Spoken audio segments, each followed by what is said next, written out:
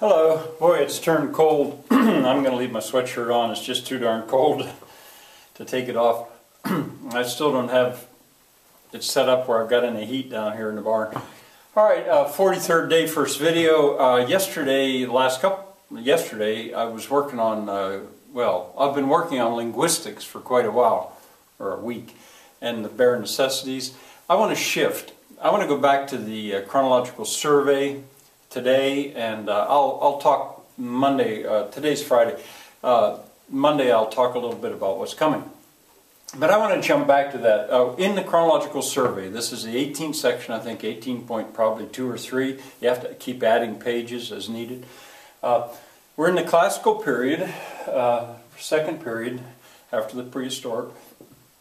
A, B, C, D, well, A was Sumerians, B was Babylonians, C was Phoenicians, oops, D was the Greeks, or the Egyptians. A, B, C, D. I guess we're to E here. Anyway, I'm going to start dealing with the ancient Hebrews. You may call them Jews if you want, but there was a point in their history where the name changed. So I prefer to use Hebrews when I'm talking about this old. Ancient Hebrews. And they left us some classics. I mean, much of the Bible has been left to us by the ancient Hebrews. Well, the first part of the Bible, I prefer to call it the Torah, although it's also known as, I say that is approximately equal to the Old Testament. Christians like to refer to it as the Old Testament.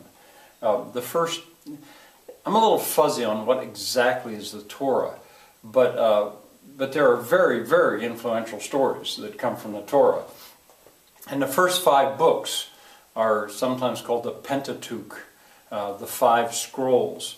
Well, of those 5 books, I'm going to deal with them over the next couple of weeks fast as sources of stories. And maybe later, I don't think I want to go into that today, but later I want to make sure you understand that I'm not trying to become a Sunday school teacher suddenly. A Sunday school teacher would have a very different motive in going through this body of literature from my own. I taught in a public school for years, and in a public school I would have, well, I'm going into it now, so I might as well. In a public school, I think it would be breaking the law, I think, if I tried to lay on a certain religious idea that I had, if I tried to teach that. You know, in a parochial school, you could do that, but in a public school, I don't think that would be right. But I always felt that it would be very wrong to avoid this material because it is so influential. If I avoided talking about the stories from Genesis, it would be almost like breaking the law because I would be considering that literature too sacred to deal with as literature. That's kind of a long story that I'm dealing with briefly. But in any case, I have always taken it on, and I'm going to take it on now, but I'm going to take it on as literature, not as a Sunday school teacher. If you choose to believe that this is truth, fine. I mean, that's your prerogative. In any case, it is influential. All right, the Torah, and in the Torah, the first book is Genesis. I underline it because it's a book.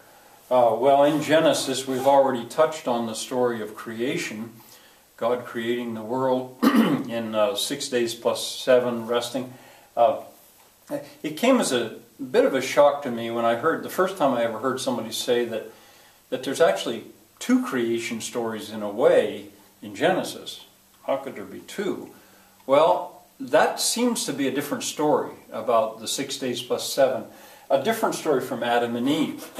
And when I've taught this, I've always tried to keep kids away from Adam and Eve as we deal with the other one. Because Adam and Eve seems to be a different story. By the way, that when scholars have studied the language and, well, other things, I'm not qualified to tell about that. But Adam and Eve is a sort of a separate story. And I'll deal with that.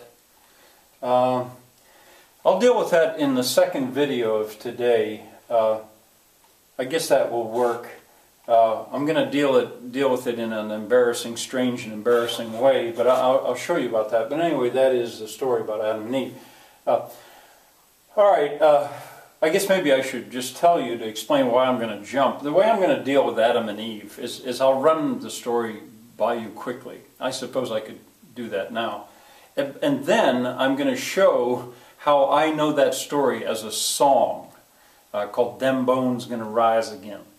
I'm perfectly ready to embarrass myself by singing it a little bit and then doing it as a rap. I'll tell you about that. But anyway, let's jump now out of this section and jump to terms of verse. This is going to be a new section. I rather think that it might be 6 point something. There was one day I had you set your notes up. 6.1, point 1, whatever it is, because it's going to be the very first page. Terms of verse, it should say that up at the top. Well, skip a line, and one of the first terms of verse is verse itself. What is verse? Well, verse is language that can be spoken to a beat. And you're about to hear an example from me of verse.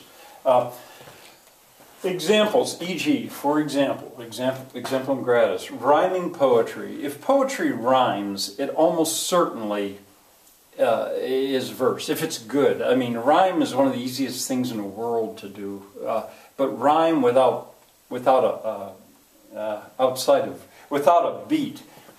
beat is pretty weak. I'll teach you more about this later on, but you're about to hear an example of verse. So rhyming poetry, at least the good stuff, the stuff that you remember, is probably verse. Rap is verse. Absolutely. Rap, fairly modern, recent genre, but it's absolutely verse. Much of Shakespeare's plays are verse. Now, they don't rhyme. Well, he rhymes sometimes. He'll rhyme when he wants to. But even verse does not have to rhyme if it can be spoken to a beat. But soft what light through yonder window breaks, it is the east, and Juliet is the sun. Well, I'm snapping my fingers to show the beat. I'll do that later. Anyway, verse is language that can be spoken to a beat. And you're about to hear Adam and Eve done as verse. All right, in my second video, I think I can cover this. I hope you hang around for the second one. Be ready to see me embarrass myself.